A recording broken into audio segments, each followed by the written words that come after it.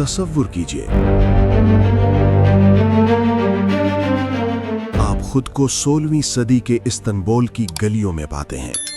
दुनिया की सबसे ताकतवर सल्तनत आपके सामने है। आंखें उठाकर देखने वाला कोई नहीं, लेकिन आज हम आपको ले चलते हैं उसी सल्तनत के आखिरी दिनों में, जब ताज की चमक जा चुकी थी, लेकिन किसी को अंदाजा नहीं था कि ये चमक सिर्फ एक धोखा है। ये कहानी है 600 साल की सल्तनत के 6 साल में मिटने की। ये कहानी है सल्तनत उस्मानिया कैसे टूटी।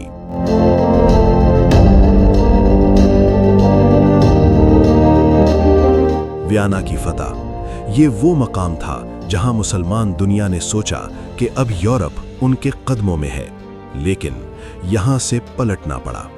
पहली बार उस्मानी फौज को पीछे हटना पड़ा। इस हार के बाद आया वो पहला करारदाद जिसने उस्मानी इज्जत को जख्म दिया, ट्रीटी ऑफ कार्लोटिस। हंगरी, ट्रांसिल्वेनिया, ये सब छीन लिए गए। एक बड़ा सा तख्ता सल्तनत की दीवार से निकल गया, और सबसे बड़ी बात, वो यकीन टूट गया कि उस्मानी कभी नहीं हारता।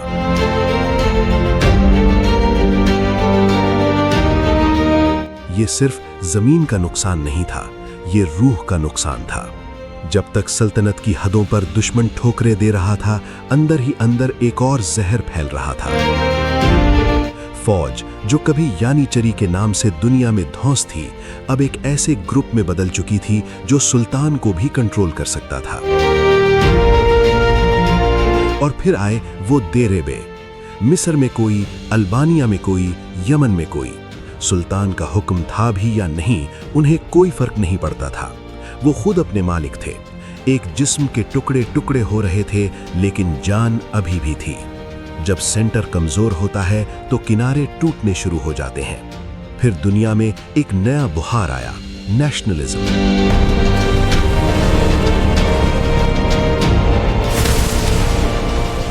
कहने को तो ये आजादी का नारा था, लेकिन उस्मानी सल्तनत के लिए ये कत्ल का पैगाम था। पहले सर्बिया उठा, फिर यूनान ने खून किया। जिन भाइयों के साथ हम सदियों तक एक थाली में खाना खाते थे, उन्होंने अपनी अलग रोटी मांग ली। ये सिर्फ जंग नहीं थी, ये रिश्तों का टूटना था। जब घर के लोग ही बंट कर बैठ जाएं, तो घर कैसे बचेगा? और इन तमाम कमजोरियों को देखकर यूरोप के भेड़िए मुंह चाटने लगे। रूस के जार ने कहा, ये आदमी बीमार है, ये मर रहा है। और इस बीमार आदमी की जायदाद पर यूरोप की लश्करें बांटवारी करने लगी। ये वो दौर था जब इस्तांबुल पर किसी का अपना खून नहीं, यूरोप की निगाहें थीं। लेकिन फिर भी 20वीं सदी आई तो उस्मानियों ने सोचा, हम भी बदलेंगे। नए जवान अफसर आए, जिन्हें कहते हैं यंग टर्क्स। उन्होंने कहा, हम सल्तनत को बचा कर रहेंगे, लेकिन उदासी से। वक्त हाथ से निकल चुका था। 1912 की बल्कान जंग ने उनकी आखिरी ताकत भी ले ली। सरहदों से ज्यादा उनका हौसला टूट चुका था। अब सिर्फ अरब रह गए और अनातोलिया का पहाड़ी इलाका। जब आदमी बाजी हार चुका होता है तो वो आखिरी दांव खेलता है। उस्मानी सल्तनत ने आखिरी दांव खेला, जर्मनी के साथ। 1914 जंगे अजीम अव्वल। अनवर पाशा ने सोचा, अगर जर्मनी जीता तो हम फिर से जिंदा हो जाएंगे। लेकिन वो भूल गए, जब आप किसी और की आग में हाथ डालते हो तो जलना भी आपको ही पड़ता है। और फिर वो हुआ जिसकी किसी ने तवक्को नहीं की थी। मक्के के शरीफ ने, जिसे सल्तनत ने 150 साल पाला था, उसी सल्तनत की कमर में छुरा भोंक दिया, अरब रिवोल्ट। बरतानवी वादे ने उन्हें बहकाया। उन्हें लगा उनकी अलग सल्तनत मिलेगी, लेकिन ये वो वादे थे जो सिर्फ कागज पर थे।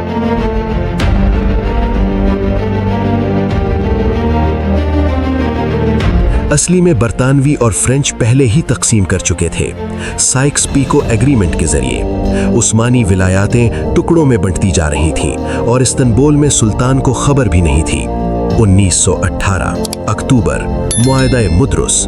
उस्मानी फौज ने आंखें बंद कर लीं और फिर वो मंजर जिसने 600 साल की इज्जत को मिट्टी में मिला दिया।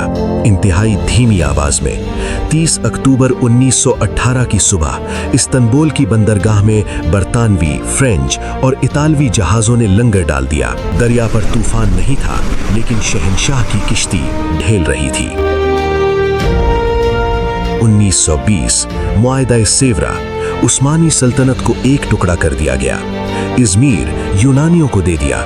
मशरिक में आर्मीनिया अलहदा, कुर्दिस्तान अलहदा। सुल्तान के पास रह गया बस एक छोटी सी जगह, वो भी दुश्मन के गार्ड के नीचे।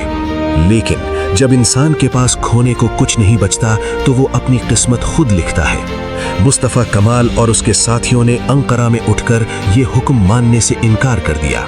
उन्होंने कहा, हम मारेंगे लेकिन गुलाम नहीं रहेंगे, और उन्होंने अंग्रेजों, फ्रेंचों और यूनानियों को निकाल बाहर किया।